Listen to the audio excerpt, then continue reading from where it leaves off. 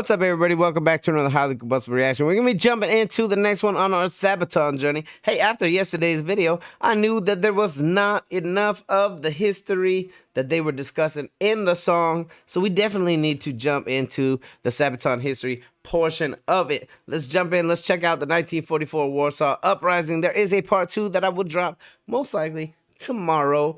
I hope you are here to join me for it. Let's jump in. Let's check out a little something. Let's roll. There are times when the struggle is so monumental that you know you will not win. You know you will not survive. And you know you will not even make great change. It's terrifying, but true. Yet you still make that fight. And our song Uprising is about that.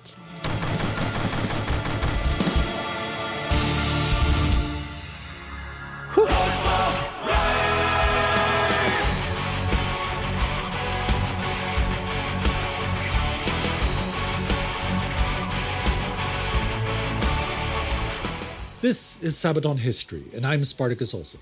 I'm sitting in for Indy today because the current pandemic has left many of us stuck in different places over the past months and thrown our recording schedule around a bit. But I'm also the host and lead writer of the sub-series War Against Humanity on our World War II channel, where I cover resistance, partisan warfare, war crimes, and crimes against humanity during the Second World War, which are also the topics of Sabaton's song Uprising. Okay, so it's July 1944. The Eastern Front is in motion. German Army Group Center has collapsed in the face of repeated offensives by the Soviet First Belarusian Front, now striking deep into Poland. It is widely expected that capturing Warsaw will be the next thing on the list of the Red Army objectives. With the end of the German occupation literally on the horizon, the leaders of the Polish underground resistance, the Armia Krajowa, or Home Army, meet for a secret meeting. Okay. After nearly 5 years of occupation, humiliation, and suffering, the resistance... People don't realize how long 5 years is until it's something that affects your life for 5 years. Like, we tend to take time and picture it as this fleeting moment in our heads, and it's really not what it is. Like, I was in Afghanistan for 7 years. I know exactly how long 7 years feels like, going day by day with nothing to do but those specific things that you're allowed to do. Like, that's a long time. 5 years of war is a long time for any town, city, country. After nearly 5 years of occupation, humiliation, and suffering, the resistance of Warsaw is eager to rise up. Radio calls are made to the exiled Polish government in London, who in turn appeal to the British and American authorities for help. The time has come. The Poles will now fight to take back their capital. Hey. However, the Western allies are hesitant to promise help outright. They welcome resistance against the Germans, sure, but they do have logistical problems with the fight in France and Italy in full swing at the same time. But mostly, this is the Soviet theater of war, and they don't want to step on any toes. So the Poles will have to rely on Soviet cooperation first and foremost. However, the position of the Home Army towards the Soviet Union is one of uncertainty and mistrust, as memories of the pact between Hitler and Stalin that had swallowed and divided Poland are still pretty fresh. You imagine it would be very hard to trust your enemies after just fighting these people, like after having issues with it, or after you know how they stood in a certain war, like to be able to trust somebody like that, it's there's some people in the world that I don't trust. So whole countries, I can totally imagine it. When it comes to this whole war thing, I'm not trusting nobody. Seriously, like, if no. the Poles do nothing, that would be so hard. Then the Red Army will overrun Poland, and the government in exile will be powerless in the newly communist Poland. But if the rising is successful, then Warsaw will be in the hand of democratic Poles. Then they hope that the autocratic Soviet Union can't simply uprisings and resistances and revolutions are always crazy. Everything to win and everything to lose. However, The Germans still have strong forces in the region. If the resistance rises up before the Wehrmacht there can be wholly engaged with the Red Army, the Germans would most certainly crush them. So the Polish Home Army has to wait for the last possible moment when the Red Army is on the outskirts of Warsaw. Then, with logistical help from the West and cooperation from the Red Army, the insurgents could drive the Germans out of the city. At least one of those two last things has to happen, or the rising is doomed.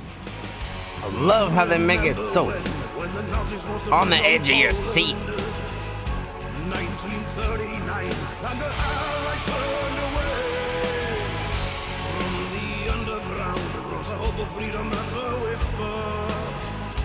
City in despair, but they never lost their faith. Back in February, the resistance fighters outside of Warsaw had made contact with Soviet Marshal Rokossovsky's spearheads. Rokossovsky agreed to principal tactical cooperation, but refrained from promising anything beyond that. Wow. And when the Home Army then begins revealing itself to the Soviets, they are greeted with unexpectedly hostile behavior. The available reports of the NKVD, the Soviet Interior Ministry and Secret Police, paint a clearer picture of the situation. They call the Polish Home Army illegal formations, rebels, and bandits. They are white Poles allied to Great Britain and are an old enemy. See, although they currently fight the same enemy, Polish nationalism is So they were fighting, they were angry at each other, pissed off and fighting while they were trying to fight the same enemy. Like, that doesn't work. Although they currently fight the same enemy, Polish nationalism is contradictory to Stalin's plan. And of course, it's only been a bit more than 20 years since the Poles won the Polish-Soviet War. And one of the people really responsible for the loss of the Battle of Warsaw back then was Joseph Stalin. The NKVD makes it clear that they will not allow any irregular or partisan actions in the rear of their armies. Soon, any Polish resistance fighters caught behind the front line is arrested, disarmed, and removed. By July, more than 30,000 Home Army fighters have been interned by the Red Army. Inside Warsaw, the Home Army is caught between the desire for action and the need for caution. The atmosphere in the city is tense. Pole and German Tense alike is not feel the that word. something is about to go down. By August, the Soviet front draws close, and while the Wehrmacht prepares to halt Soviet attacks across the Vistula, the Home Army decides to risk everything. On the night of August 1st, groups of armed young men break curfew and gather throughout the city. At 0500, they strike.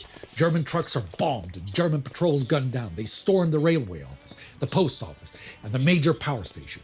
Most importantly, they capture storehouses, taking German helmets and weapons, camouflage jackets, and even SS uniforms. Wow. To distinguish themselves from their enemy, they wear their white and red armbands or eagle insignias.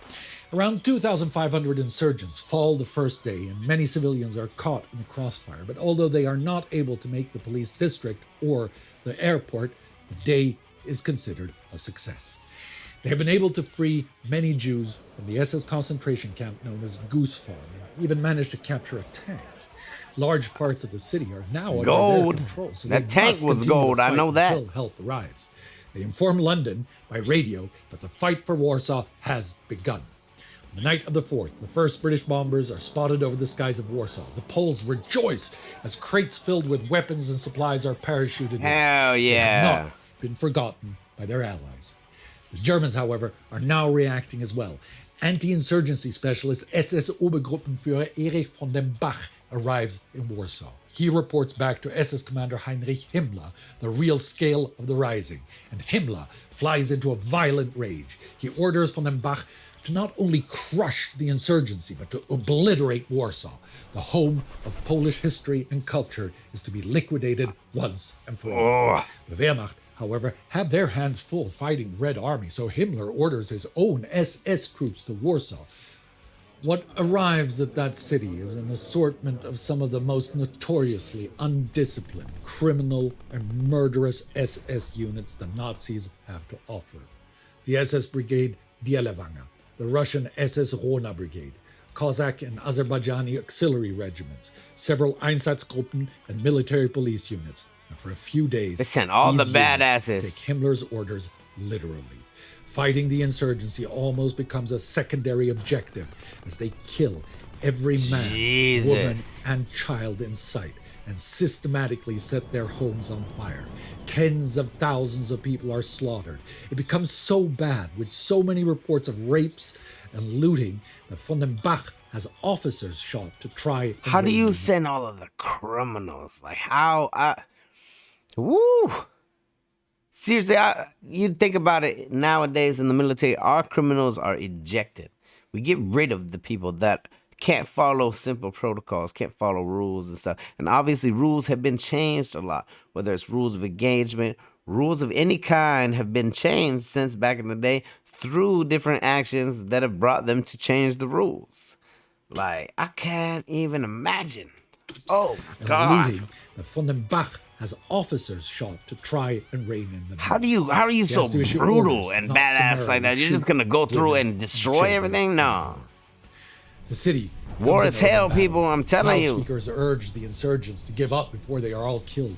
The Luftwaffe and German artillery bombed the rebel districts, but the insurgents proved resilient. They hide in Warsaw's deep cellars and use the destroyed buildings to entrap the enemy. They lure them into killing zones where snipers and grenadiers await them. The ruined city denies the SS their numerical advantage, and after 2 weeks of fighting, neither side has that advantage. The Poles fight from the street barricades and fortified cellars connected by trenches and sewers. Women and children work tirelessly in underground kitchens, hospitals, and makeshift workshops. It's like fighting savages. Days turn to weeks. By the end of August, though, even as the spirit of the insurgency is still high, the outside world is eerily quiet. Women, men, and children fight. They were dying side by side. And the blood they shed upon the streets was a sacrifice willingly paid. Even contemporary German sources expect the Soviets to try to link up with the insurgents as quickly as possible. The Red Army advances towards the Baltics and the Balkans, but not on the Vistula. Winston Churchill is among the first to make the assumption that this pause during the most critical moment of the Rising, where any Soviet attack might have tipped the scale, is deliberate. Rokossovsky stands just 20 kilometers away from Warsaw. How come, since the end of July, not one Soviet aircraft has been seen flying over Warsaw? No drop has been made, no shelling of German positions. Did Stalin condemn the Rising to its fate? For historians, it's impossible to know Stalin's exact inner motives. Many of the records regarding Poland are still sealed tightly in Russian archives. Reliable intelligence was certainly scarce, and the reports from the NKVD portray the insurgency as a reckless adventure by a gang of criminals and bandits. Polish Of nationalism. course, you send your most angry little bad people, little badass children out there to go do all of the bad stuff, and then you deny that it was you and say that it was some criminals. has Makes no place sense. in Stalin's great That sounds like a war tactic to me. The British will cancel No their responsibility. airlifts as well because of the inefficiency of sending planes from Italian air bases 1,300 kilometers away. There are actually over 200 U.S. Air Force planes stationed in Poltava, but Stalin denies them airspace over Poland. Inside Warsaw, losses are heavy on both sides.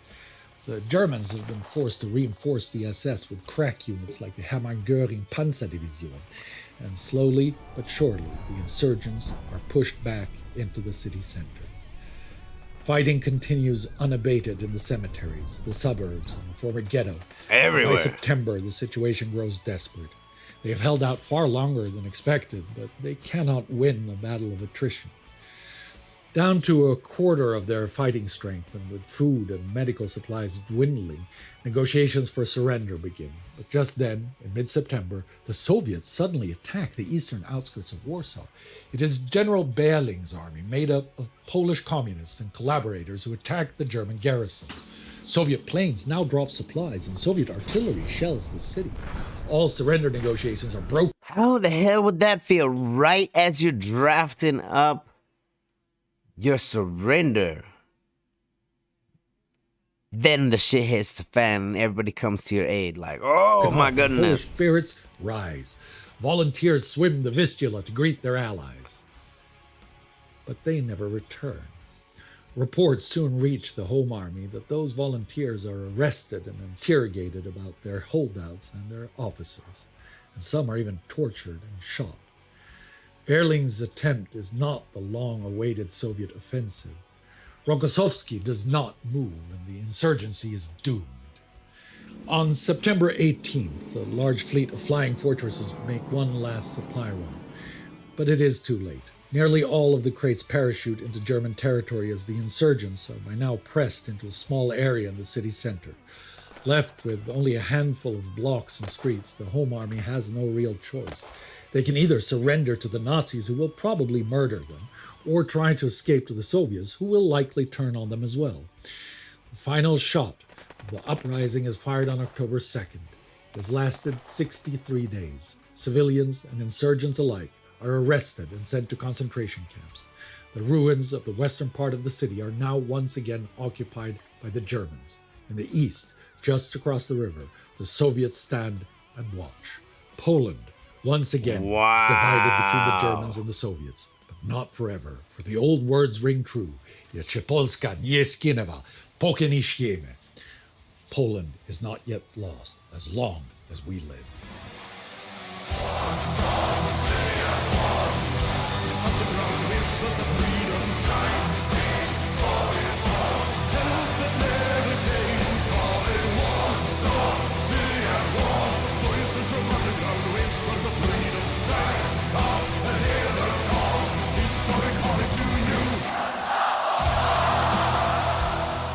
You know, we've talked about a lot of stuff from different songs of yours that have to do with the Second World War, because you have a bunch of them and stuff. And you've met people and relatives, like Audie Murphy's relatives and stuff, and Helen Back and stuff. Did you guys ever meet anybody that actually had anything to do with the uprising itself? Yeah, several actually. I remember the first couple of people we met. Obviously, we're talking about people who are really old, quite possibly dead now. This was back in 2010. A lot got lost in translation. It was an emotional experience, but it was really hard because, you know, speaking through a translator at a museum, we were at the Warsaw Uprising Museum, but a few days later, we were still in Poland then, we heard of a woman who had fought in the uprising. Her name was Anna. Wow. And she had moved to Sweden, actually, after everything happened there. At the end of the war? At the end of the war. But it was really one of those moments that I will never forget in my life, because we were speaking Swedish. Yeah. Old people in Poland, for obvious reasons, aren't very good at English. Yeah, they're not very good at Swedish in general. Yeah, either. but she lived in Sweden from, I guess, somewhere in the 40s until 2006, I think it was, or 2009. Wow. So she just recently moved back when her husband died, I think it was. Okay. And speaking with her and her experiences, and it is so far away from the action movies and everything. I mean, her main role in the uprising, being a young woman, or a young girl maybe, wasn't, you know, frontline combat. Right. But of course, she had to. They captured a tank, a German tank. I can't remember if it was a Leopard or something. They actually captured it. Very cool. Yeah. And the story she would tell, it is nothing like the movies. Her stories of, it's nothing like the movies, because the movies can never quite depict the true reality of the hell that it is. If they were to show you that stuff, what it was really like, imagine everybody that goes anywhere for war, anybody that's been in any war ever, will tell you how much hell it is to actually see what goes on and to actually be there to witness all of this fighting and stuff. If the TV were to show that, you would have everybody in the world have PTSD instead of just the soldiers that are going and fighting. Like, no way. Through the sewers. They can't depict it. It's impossible. How cramped and tiny it was. I have no idea how it was, but at the Warsaw Uprising Museum in Warsaw, they have sort of reconstructed those sewers so you can walk through. I can't imagine and how they start tight out it pretty was. Big. Then they get pretty small, and you can, you know, try and, you know, how they would move. See how you could get, how far you could do it. Oh man, if you're even slightly claustrophobic, you're fucked. Yeah. Her tale how such an obviously extreme circumstance or circumstances, living under those circumstances, and still life goes on. That's, you know, I'm glad that you put that out here, that it's not that the Warsaw Uprising or any war or any combat that you sing about and that we talk about is not what it looks like in the movies. Because I think people misunderstand that. And I think people lose track of that, that this is, the stuff we talk about on this channel and the stuff that they sing about, it's very interesting and it's important to remember these things for a variety of reasons. 100%. But it's not cool. It's not cool at all. It's not what you see in the None movies. of it is cool. The movies, they want you to watch the story, great, but they also have to give you entertainment glorify value. it. And war is not entertainment value. It's not cool. No, you it's know? so much boredom. I mean, how fun would it be a movie about World War I? Somebody getting sick in a trench, going back to a hospital, going back to the trench, taking one step up, dead. And that's your video game, and that's 3 weeks you've been playing the game, Yeah. and that's your first time over. Well, I mean, think of even some people we've covered, like Simo Heihe, Yeah. right? I mean, he would spend days iced in with ice in it to make a... There's nothing exciting or romantic about that. No. It is specifically mechanical. All of the movies that make war out to be some sort of romantic comedy or romantic movie or anything like that is all full of shit. There ain't no romance involved. Exciting in or what it is. romantic about that. It is specifically mechanical, and it is specifically you can overcome the boredom. I couldn't. I'd have to pee. I would. I'd have to pee at some point. You know. But in a sense, I mean, I'm not comparing a warrior's life Oh, no, to, no, to no, I what didn't we, mean what, like we, that, what we yeah. are doing. Yeah. However, there is one similarity. What we are doing as musicians Yeah. is sort of the Hollywood version, because what you guys see is us going on stage or hearing the album. Yeah. You're not seeing the rehearsals, you are not seeing the songwriting, the retakes, all of that. I'm by no means drawing the comparison, No, but it's absolutely. a natural thing. No, I mean, no movie would be interesting if it was like the trench.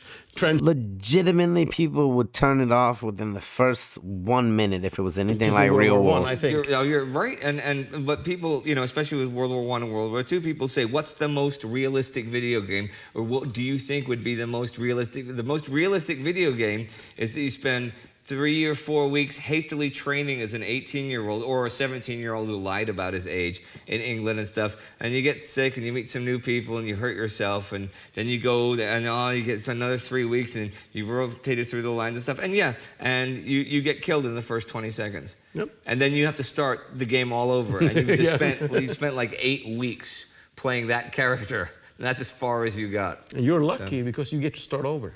That's true. Yeah. They didn't. Wow. Well, you know what?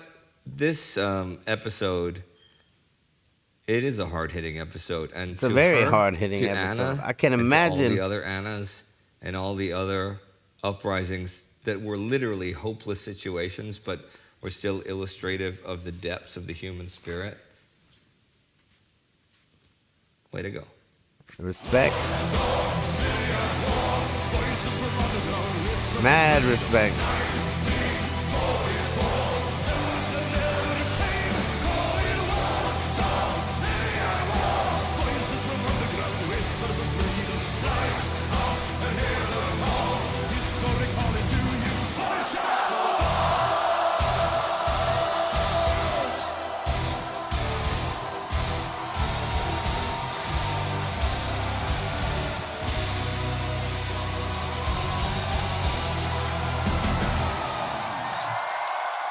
All right, everyone. Thank you very much for watching, and thank you so much for the support with the community. All the Patreons, everyone who's helping, sharing this. We really love doing this, and thanks to you, we can keep on doing it. So keep on doing what you do, and we will keep on doing what we do. Thank you. 100% go show Sabaton some love if you haven't done so already. I'm going to leave their channel down inside the description. I can't imagine what it would be like to be waiting on someone to help you, only to have them watch you perish from across a river. That kills me. Like, I honestly knew that there wasn't enough in the song to explain the full situation and that we needed the history one on this. So we're definitely going to be jumping into the second part of the history tomorrow. If you guys enjoyed it, hit the like button. Definitely go show Sabaton some love. I'm going to drop it down there. If you dislike it, hit the dislike button. Check out one of my other videos up there. Subscribe right here if you want to see more content, possibly your content. Until the next one, I'm highly combustible. You guys be happy, healthy, safe. I love you to the moon and back. Peace.